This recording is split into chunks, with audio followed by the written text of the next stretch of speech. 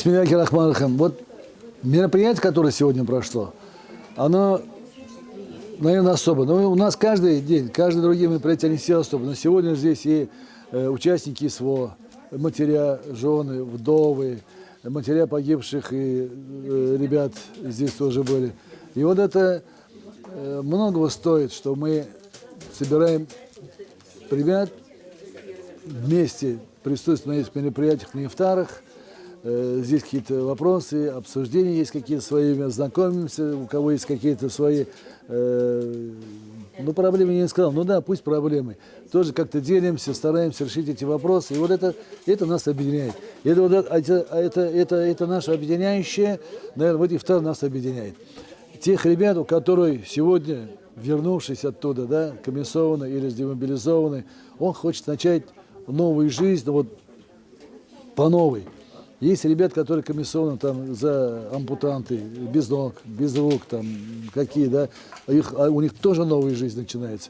И вот мы всячески стараемся этому способствовать, помочь их, поддержать их, пусть морально, социально, юридически, там, психологически, также вот и спортивные мероприятия с ними совместно проводить, всеразличные викторины, также их обучать, трудоустраивать. И вот это мы сегодня тоже об этом, это все знают. И вот поэтому наш ресурсный центр «Опора героев» и в наш патриотический союз люди идут, и это Аллах шикар. И вот этот патриотический союз на сегодняшний день объединял 43 волонтерских объединений, общественных организаций волонтерских. И я думаю, еще дальнейшее будет, потому что нам уже присоединились сегодня и регионы. Регионы, как Мордовия, Киров, Пенза, Ульяновск. Мало того, что Донецкая республика с Муфтией, мы в контакте, мы тоже совместно с ними, с Луганской республикой вместе, с Мариуполем, Антрацит, с ребятами вместе. Вот мы как-то уже из Казани выросли не только в наш республиканский, но в региональный, аж вот по регионам тоже мы объединились. И это патриотическое воспитание нашей молодежи сегодня, проводя вот эти мероприятия, чествуя наших ветеранов, чествуя наших комиссионных ребят, чествуя наших матерей, жен, оказывая внимание детям, и это и есть патриотическое воспитание сегодня будущего нашего поколения.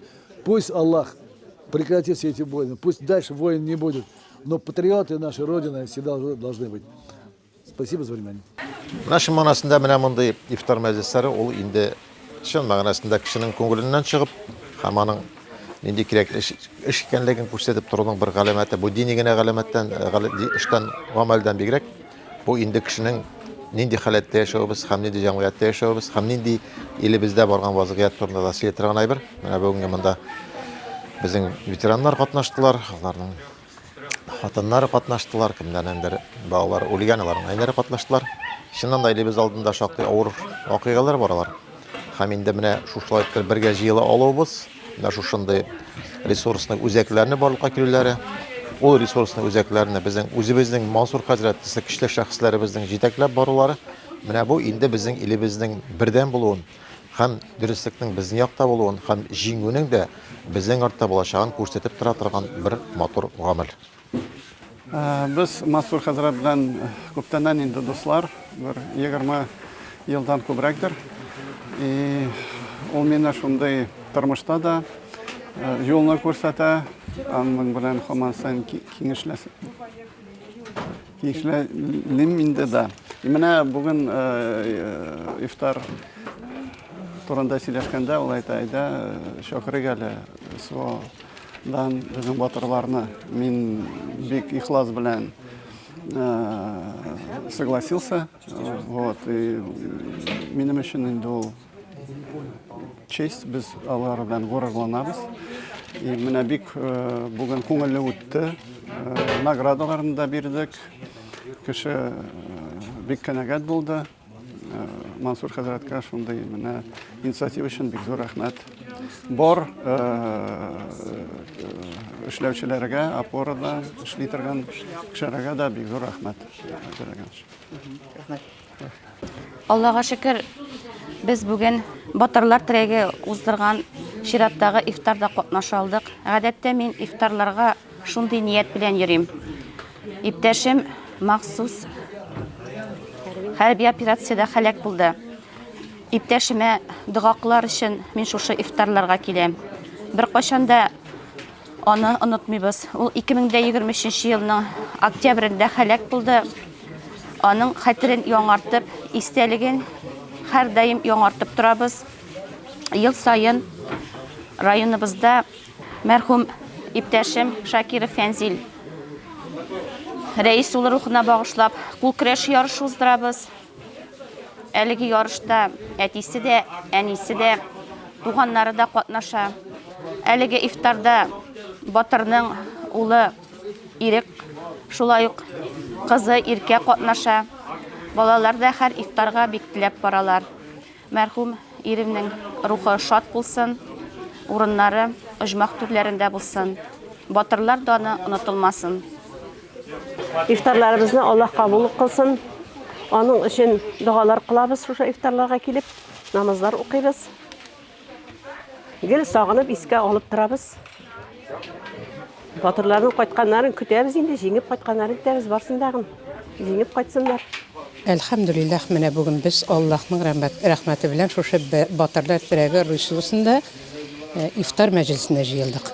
Elhamdülillah büyük köp kişi jıyılgan. Ötkergen meclisleri kabul bulsun. Mansur Hazretinin, Olmaz Hazretinin. Şulay yok, katnaşkan hem başlarının meclisleri, Kurkem kabul meclislerden bulsun. Allah huzurunda. Mene şuşa biz Baltaş rayonundan kildik. Bunda indi biz Zülfiye Şakirova, hem Ravza Şakirova, onun kaynanası şuşa mecliste Zülfiye Hanım'ın oğlu İrik, hem İrke bilen. Mene şuşa mecliske kilip biz şuşa mecliste katnaştık elhamdülillah. Zülfiye Hanım'ın büyük zor ilişi rayonumuzda şuşa volontörlerle işli. Yaktaşlarımızga her bir gitken maşinaga eybirlerini barlap, toplap, yürüyüşü büyük Kurkem şahıs diye aytasım kile. Bir hürmet itəbiz Zülfiye Hanım'ını. Ona şın көңілден buluşu yerden itu yüzünden özümüzün Baltaş Nuri Məşqində şuşu volontörlük işin başlap jiberdik. Tıqmaşlar kisəbiz, ballar tuturabız, şeyler tuturabız. Жылы үйік başlar, naskilar, kiyim salımlar, volontörlarımız şuşlay bazarlardan jiyabız da barışı yaqtaşlarımızga deyip, barışı texnika артından berip de jiberabız. Mine şuşunday işler bilen biz indi tutunup işli başladık. İndi Allah Teala işlerimizni davamlı kılsın. Әзірлеген әйберләребез якташларыбызга, ватандашларыбызга барып иришсин. Инде исән сау калганнар исән имин әйләнеп кайтып, Аллаһның нигъмәтләренә шөкер итеп, яшәүләрен Аллаһ Тәала насип итсен. Инде кемнәр бу дөньядан бакыйлыкка күчкән, аларга Аллаһ Тәала туганнарына, якыннарына күркәм сабырлык бирсен.